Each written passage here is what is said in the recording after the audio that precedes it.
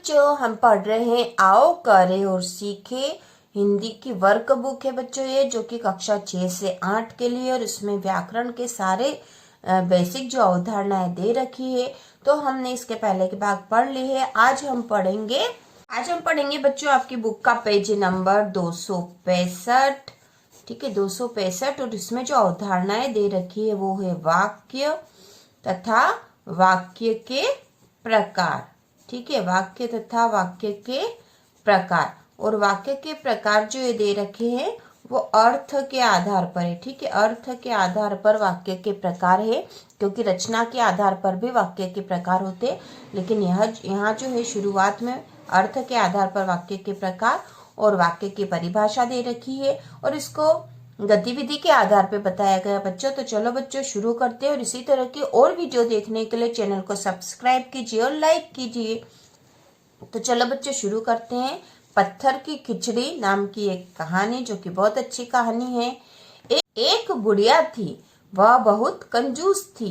किसी को न तो वह कुछ देती थी और न ही घर आए मेहमान को आदर करती थी। एक दिन माधव नाम का एक गरीब आदमी उसके घर आया और बोला, बुढ़िया माँ, यदि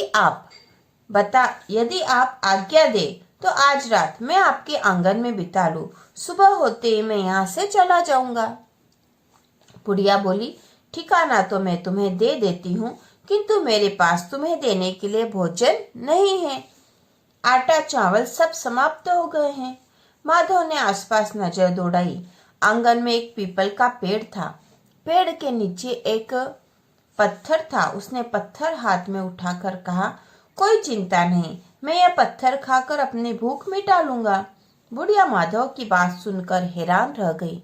उसने पहले कभी किसी को पत्थर खाते नहीं देखा था। उसने आश्चर्य से पूछा, क्या तुम पत्थर कच्चा चबा जाओगे या इसे पकाकर खाओगे?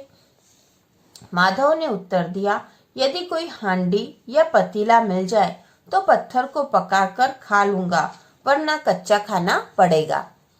बुढ़िया पत्थर का खाना देखने के लिए उत्सुक थी। इसने झट अंदर जाकर एक पतीला ले आई। पतीले में कुछ पानी भी था।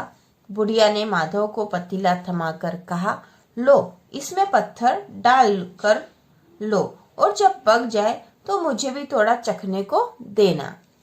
माधव ने बुढ़िया से कहा, अब जब आप पतीला दे रही हैं तो कृपा करके करछी भी दे दे। बुढ़िया झट करछी ले आई। माधव ने लकड़ियां बटोरकर आग जलाई और पतीला उस आग पर चढ़ा दिया। पतीले में उसने पत्थर डाल दिया। माधव पास बैठी बुढ़िया से बोला, यदि इसमें कुछ नमक हल्दी पड़ जाए तो स्वाद दुगुना हो जाता। बुढ़िया रसोई से थोड़ा नमक, हल्दी और मसाला ले आई।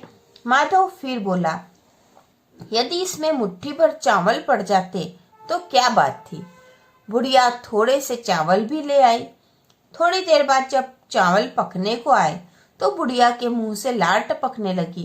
तभी माधव बोला, बुढ़िया माँ, इस खाने का मजा लेना हो तो आधी मुट्ठी दाल और एक करछी घी ले आना। बुढ़िया अंदर गई और दाल और घी ले आई। माधव ने अवसर पाकर पत्थर दूर फेंक दिया। सब मिलाकर बढ़िया खिचड़ी तैयार हो गई। माधव ने आधी बुढ़िया को दे दी और आधी खुद खा गया। बुढ़िया पत्थर की खिचड़ी खाकर बहुत खुश हुई। ठीक है, तो ये बहुत अच्छी कहानी थी, छोटी सी। बच्चों आगे जो दे रखा पेज नंबर 266 पे कहानी के बाद कहानी हमने पढ़ ली है, पत्थर की खिचड़ी, जिसमें माधव ने किस प्रकार से पत्थर की खिचड़ी बनाई थी। अब आगे जो गतिविधि दे रखी है, पत्थर की खिचड़ी कहानी को पढ़िए और उसमें प्रयुक्त निम्नलिखित वाक्यों पर ध्यान दीजिए। पहला, एक बुढ़िया थी, वह बहुत कंजूस थी। आंगन में एक पीपल का पेड़ था। यदि कोई हांडी या पतीला मिल जाए तो पत्थर को पकाकर खा लूंगा। इन वाक्यों में क्रमशः पहले वाक्य में 3 शब्द, दूसरे में 4 शब्द, तीसरे में 7 शब्द और चौथे में 13 शब्द प्रयुक्त हुए हैं। ठीक है, तो पहले वाक्य में 3 शब्द है। देखो बच्चों, एक पहला शब्द यह है एक, फिर बुढ़िया थी, तो 3 शब्द है यहाँ पर। इसमें कितने, दूसरे में 1 2 3 4 शब्द हैं। तीसरे में है 1 2 3 4 5 6 7 शब्द है और चौथे में है 1 2 3 4 5 6 7 8 9 10 11 12 13। ठीक है, तो इस तरह से 13 शब्द गिने जाते हैं। इसमें ये बताया गया कि यहाँ पर इतने इतने शब्द प्रयुक्त हुए, हमने गिन के भी देख लिए हैं। इससे हमें दो बातें पता चलती है, ध्यान दीजिए।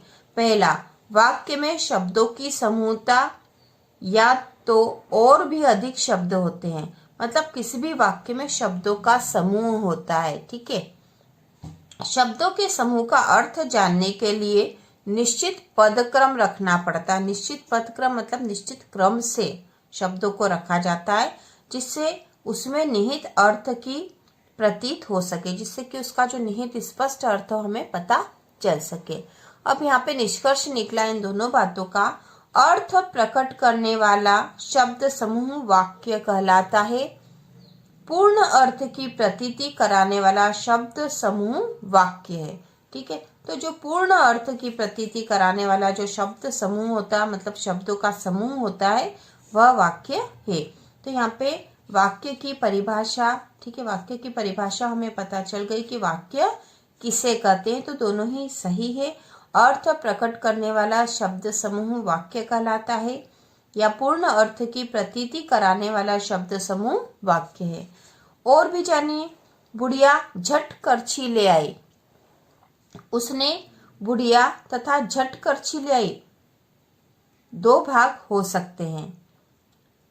बुढ़िया जिसके विषय में कुछ कहा गया है, झट करछी ले आई जो कहा गया है।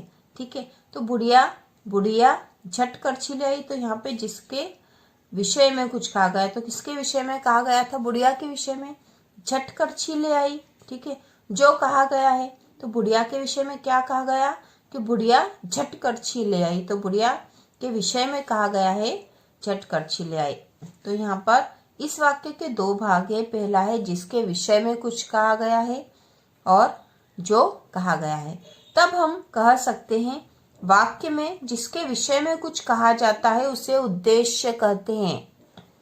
वाक्य में जिसके विषय में कुछ कहा जाता है उसे उद्देश्य कहते हैं, और वाक्य में उद्देश्य के बारे में जो कहा जाता है उसे विधेय कहते हैं। ठीक है, तो यहाँ जो बुढ़िया झट करछी ले आई में बुढ़िया शब्द जो है क्या है? उद्देश्य है, और झट करछी ले आई क्या है बच्चों? विधेय है। तो वाक्य में जिसके विषय में कुछ कहा जाता है उसे उद्देश्य कहते हैं, और उद्देश्य के बारे में जो कहा जाता है उसे विधेय कहते हैं। ठीक है, हम इसके आगे का भाग पढ़ेंगे बच्चों, पेज नंबर 267 पे। ठीक है, पेज नंबर 267 पे। वाक्यों में कहीं कार्य का करना, कहीं नहीं करना, कहीं आज्ञा देना, कहीं प्रश्न करना, कहीं इच्छा या संदेह करने जैसे भाव प्रकट होते रहते हैं। ये भाव वाक्य के निहित अर्थ को उजागर करते हैं। अतः अर्थ के आधार पर वाक्य के भेद देखे जा सकते हैं। तो वाक्य में जो अर्थ प्रकट हो रहा है, क्योंकि कहीं तो कार्य का करना, कहीं नहीं करना, कहीं आज्ञा देना, कहीं प्रश्न करना, कहीं इच्छा या संदेह करना जैसे भाव प्रकट होते हैं। तो जो भाव प्रकट होते हैं, ठीक है, वही उसका अर्थ को उजागर करते हैं कि इस वाक्य का क्या अर्थ है, और अर्थ के आधार पर फिर हम उन वाक्यों के भेद कर सकते हैं। ठीक है, तो अर्थ के आधार पर वाक्य के प्रकार भेद, तो यहाँ पे प्रकार और भेद एक ही अर्थ में प्रयुक्त हो रहे बच्चों। प्रकार या भेद मतलब एक ही है यहाँ पे। तो अर्थ के आधार पर वाक्य के प्रकार या अर्थ के आधार पर वाक्य के भेद कितने? अर्थ के आधार पर वाक्य के 8 भेद किए गए हैं। कितने बच्चों? अर्थ के आधार पर 8 भेद किए गए हैं। ठीक है, तो पहला है विधानवाचक विधि सूचक वाक्य। विधानवाचक वाक्य को ही विधि सूचक वाक्य भी कहा गया है। तो विधानवाचक विधि सूचक वाक्य जिन वाक्यों से किसी कार्य के करने या होने का बोध हो। कि विधानवाचक वाक्य किसे कहते हैं? जिन वाक्यों से किसी कार्य के करने या होने का बोध हो, कि कोई कार्य किया जा रहा है या हो रहा है। जैसे मोहन पत्र लिख रहा है। ठीक है, मोहन पत्र लिख रहा है, तो मोहन क्या कर रहा है? पत्र लिख रहा है, तो कोई कार्य हो रहा है। ठीक है, या मोहन कोई कार्य कर रहा है, तो ये कैसा वाक्य है? विधानवाचक है। दूसरा है निषेधवाचक वाक्य। कैसा है? निषेधवाचक वाक्य। जिन वाक्यों से किसी बात या कार्य के न करने या होने का बोध हो, किसी बात या कार्य के न करने, नहीं होना, ठीक है, का बोध होता है। जैसे सीता नहीं खेलती है, तो यहाँ पे नहीं है, कोई कार्य नहीं हो रहा, सीता नहीं खेलती मतलब खेल नहीं हो रहा है, तो यहाँ पर ये वाक्य कैसा है? निषेधवाचक। तीसरा है प्रश्नवाचक वाक्य, जहां वक्ता कोई प्रश्न करता हो। जैसे क्या निशा स्कूल जाती है? तो यहाँ पर एक ये प्रश्नवाचक वाक्य, आखिरी में प्रश्नवाचक चिन्ह भी है, ठीक है, इससे हम समझ सकते हैं कि यह प्रश्नवाचक वाक्य है। और यहाँ पे आगे प्रश्नवाचक शब्द का भी प्रयोग हुआ है, क्या निशा स्कूल जाती है? तो यह एक प्रश्नवाचक वाक्य है। आज्ञावाचक वाक्य, जहां किसी व्यक्ति को आदेश, आज्ञा या निर्देश देकर कार्य करने को कहा जाए। जैसे तुम पुस्तक पढ़ो, तो यहाँ पे क्या दिया जा रहा है? आदेश, ठीक है। तो जहां किसी व्यक्ति को आदेश, आज्ञा, निर्देश देकर कार्य करने को कहा जाए, वहां पर आज्ञावाचक वाक्य होते हैं। जैसे तुम पुस्तक पढ़ो। इच्छावाचक वाक्य, जिस वाक्य में किसी न किसी प्रकार की इच्छा, आशा, शुभ कामना, आशीर्वाद जैसे भाव प्रकट हो। जैसे तुम दीर्घायु हो, तो यहाँ पे इच्छा है, ठीक है। तो यहाँ पे जिस वाक्य में किसी इच्छा, आशा, शुभकामना या आशीर्वाद जैसे भाव प्रकट हो, उसे इच्छावाचक वाक्य कहा जाता है। अगला है बच्चों छठा, संदेहवाचक वाक्य। संदेहवाचक, जिस वाक्य में संदेह का भाव प्रकट हो, ठीक है, जिस वाक्य में संदेह का भाव प्रकट हो, मतलब संदेह है, पूरा होगा या नहीं हमें नहीं पता। जैसे शायद आज वर्षा हो सकती है, तो ये जो शायद वाले वाक्य होते हैं कैसे होते हैं? संदेहवाचक। शायद आज वर्षा हो सकती, संदेह, आज हो भी सकती है और नहीं भी हो सकती है। फिर सातवां है विस्मय बोधक वाक्य। विस्मय बोधक वाक्य, जिस वाक्य में हर्ष, विस्मय, शोक, घृणा आदि भाव प्रकट हो, जैसे भाव निहित हो। जैसे अरे तुम आ गए, अरे तुम आ गए। तो जिस वाक्य में हर्ष, विस्मय, शोक, घृणा आदि भाव निहित हो, जैसे अरे तुम आ गए, तो यहाँ पर विस्मयवाचक, विस्मय बोधक वाक्य में विस्मय बोधक चिन्ह लगता है। जैसे अरे के बाद ये लगा हुआ है, तो ये जो होता है बच्चों, ये विस्मय बोधक चिन्ह है। इसी से इस वाक्य की पहचान हो जाती है। जैसे वाह, वाह, वाह के बाद हमने विस्मय बोधक चिन्ह लगा दिया। कितना, कितना सुंदर चित्र है, ठीक है, चित्र है। तो यहाँ पे एक ऐसा वाक्य है विस्मय बोधक वाक्य है, क्योंकि इससे पहले तो सबसे पहले हमें पता चल रहा कि यहाँ विस्मय बोधक चिन्ह लगा हुआ है, ये इस तरह का रहता है विस्मय बोधक चिन्ह, और इससे इस वाक्य की पहचान आसानी से हो जाती है। और अरे, वाह, आह, ओह आदि से जो शुरू होने वाले वाक्य और जिनके पीछे विस्मय बोधक चिन्ह लगता है, तो वह विस्मय बोधक वाक्य होता है। अगला है बच्चों संकेतवाचक वाक्य, ठीक है। संकेतवाचक वाक्य, जिस वाक्य से किसी का क्या होना या न होना शर्त पर निर्भर हो।